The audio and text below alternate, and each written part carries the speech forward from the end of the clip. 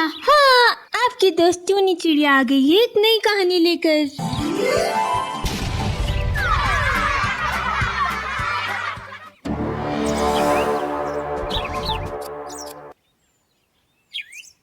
भूतिया कसाई। कसाई भोलू चिड़ा रोज की तरह अपने घोंसले से मीट लेकर जंगल में मीट बेचने चला जाता है।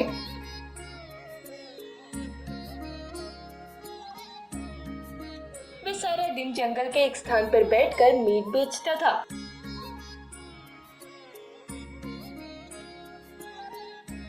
और देर रात को अपने घोंसले में लौट आता था।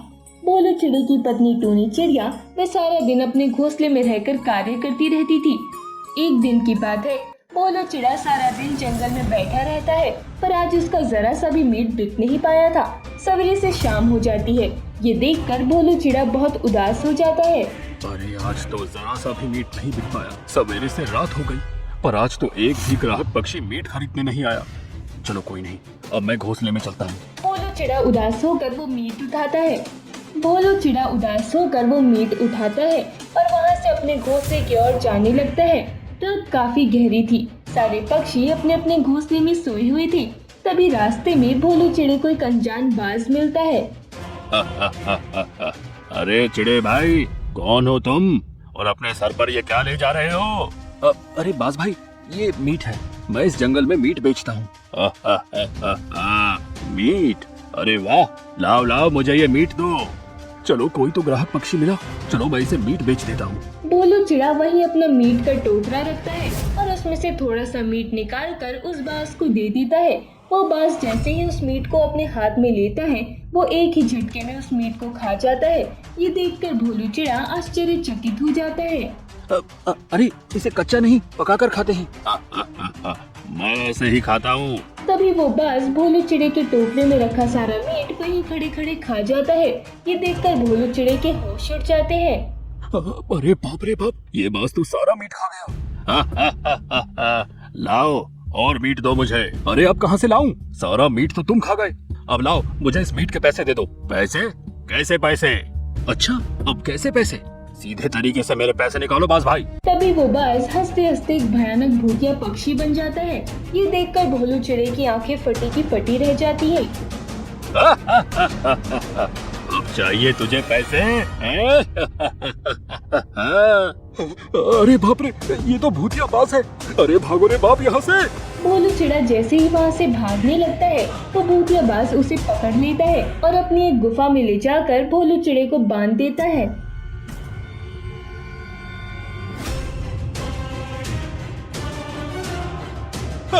छोड़ो मुझे। अरे मुझे यहाँ क्यों बांध दिया? चिड़े, अब तुम यहाँ रहोगे और मैं तुम्हारा अवतार लेकर तुम्हारे जंगल में मीट बेचूंगा। तभी वो भूतिया बाज उस भोलू चिड़े का अवतार ले लेता है और वहाँ से उड़कर भोलू चिड़े के घोंसले में आ जाता है। भोलू चिड़े की पत्नी उस भूतिया बाज को अपना पति भोलू चिड़ा समझ रही थी, पर वो भोलू चिड़े के अवतार में एक भयानक भूतिया बाज था। इधर भोलू चिड़ा अपने आप को उस गुफा से बाहर निकालने की बहुत कोशिश करता है, पर वो अपनी हर कोशिश में नाकाम रहता है।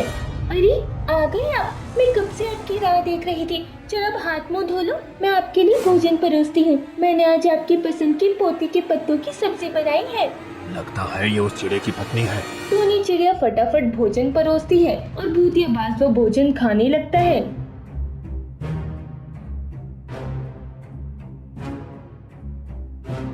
अरे ये तो मेरे लायक का भोजन ही नहीं है, मुझे तो मीट पसंद है। अरे आप खाते खाते रुक क्यों गए? खाइए ना। अरे मुझे भूख नहीं है, मुझे नींद आ रही है, मैं सो रहा हूँ। ये कहकर भूतिया बाज वहाँ से उठता है और सो जाता है। अरे आज इन्हें क्या हुआ? ये ऐसे बर्ताव क्यों कर रहे हैं? लगता है आज बहुत ज्यादा थक चुके हैं। कोई नहीं, जब इनका मन कहेगा तो मैं इन्हें भोजन दे दूंगी। टूनी चिड़िया भी भूतिया बाज के पास आकर सो जाती है।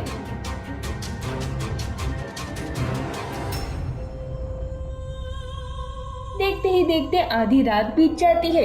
तभी वो भूतिया बाज उठता है और भोलू चिड़े के घर में रखा वो मीट कच्चा ही खाने लगता है। देखते ही देखते वो टोकरे में रखा आधा मीट खा जाता है। तभी टूनी चिड़िया को एक मच्छर काट लेता है, जिसकी वजह से टूनी चिड़िया उठ जाती है। ये देखकर वो भूतिया बाज तुरंत टूनी चिड़िया के पास जाकर सो जाता है।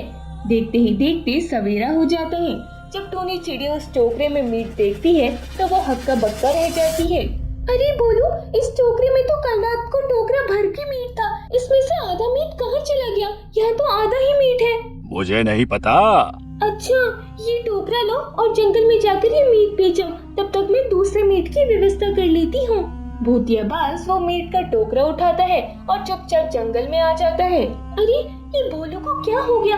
आज बिना कुछ कही ही चले गई, वरना रोज तो मस्ती करते हैं, मुझसे मजाक करती थी, पर आज खामोशी से घोंसले से चली गई। कोई नहीं, रात को जब घोंसले में आएंगे तब उनसे मैं अच्छे से बात करूंगी। वो भूतिया बाज बोलू चिड़े के अवतार में मीट का टोकरा लिए बोलू चिड़े की दुकान में आता है और मीट रखकर वहीं बैठ जाता है। तभी एक कालू नामक कौवा उस भूतिया बाज के पास आता है। अरे चिड़े भाई, मुझे 2 किलो मीट दे दो। कौवे भाई, क्या आप ये मीट ले जाकर खाएंगे? हाँ हाँ चिड़े भाई, मैं तो रोज आपसे मीट ले जाकर खाता हूँ, फिर आप आज ऐसा सवाल क्यों पूछ रहे हो? लगता है ये भी उस चिड़े का ग्राहक पक्षी है। लगता है इसे सच्चाई पता नहीं है। चलो, मैं इसे भी पकड़कर अपनी गुफा में ले जाता हूँ। अरे कौवे भाई, अगर आपको ये मीट फ्री में मिल जाए तो आपको कैसा लगेगा? फ्री में? अरे अगर ऐसा हो गया तो मुझे तो बहुत खुशी होगी। हाँ तो चलिए कौवे भाई, मेरी एक और दुकान है जो दूर है, मैं वहाँ से आपको वो मीट देता हूँ। कालू कौवा बेखौफ होकर उस भूतिया बाज के साथ चला जाता है। वो भूतिया बाज भोलू चिड़े के अवतार में था, इसलिए कालू कौवा ये जान ही नहीं पाया कि वह भोलू चिड़े के अवतार में एक भयानक भूतिया बाज है। वो भूतिया बाज कालू कौवे को भी उसी गुफा में लाता है जहाँ भोलू चिड़ा कैद था। वो भूतिया बाज कालू कौवे को भी उस गुफा में बांधकर वहाँ से चला जाता है। अरे ओ चिड़े भाई, अरे मुझे यहाँ बांध के कहाँ जा रहे हो? अरे खोलो मुझे। तभी उस कालू कौवे को उसी गुफा में भोलू चिड़ा बंधा हुआ दिखाई देता है। अरे बाप रे, ये भोलू चिड़ा यहाँ? अरे बाप रे, कौवे भाई आप, इसका मतलब उस भूतिया बाज ने आपको भी यहाँ पकड़कर कैद कर दिया। हाँ? भूतिया बाज? अरे चिड़े भाई, आप ही तो मुझे यहाँ लाए हो। भोलू चिड़ा कालू कौवे को सारी बात विस्तार से बताता है, जिसे सुनने के बाद कालू कौवे के होश उड़ जाते हैं। क्या? इसका मतलब वो आपके अवतार में एक भूतिया बाज है? वो भूतिया बाज फिर से उस दुकान में चला जाता है और इसी तरह एक एक कर उस जंगल के सारे पक्षियों को लाकर अपनी गुफा में कैद कर देता था।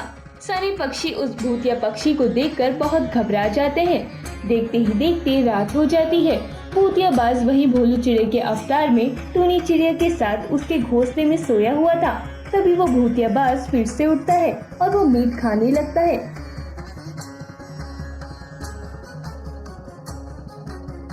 पर इस बार टूनी चिड़िया उस भूतिया बाज को मीट खाते देख लेती है। अरे बाप रे, टूनी आप क्या कर रही हो? अब कच्चा मीट क्यों खा रही हो? लगता है ये चिड़िया मेरी सच्चाई जान चुकी है, अब इसे अपना असली अवतार बताना ही होगा।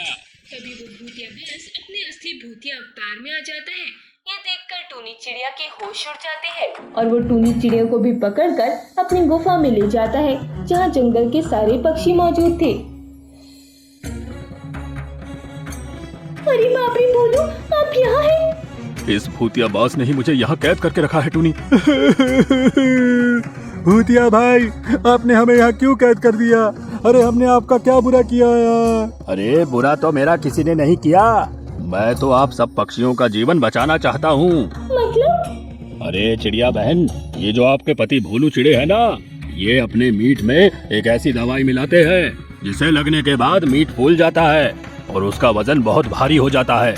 अरे मैं कई दिनों से आपके पति को ये करते हुए देख रहा था। उस दिन आपके पति की दुकान में एक भी ग्राहक पक्षी नहीं आया था, क्योंकि मैं उन पक्षियों को वहाँ आने नहीं दे रहा था। मैं उन्हें गुमराह कर रहा था, क्योंकि अगर पक्षी वो मीट खा लेते थे तो शायद उन पक्षियों की मृत्यु भी हो सकती थी।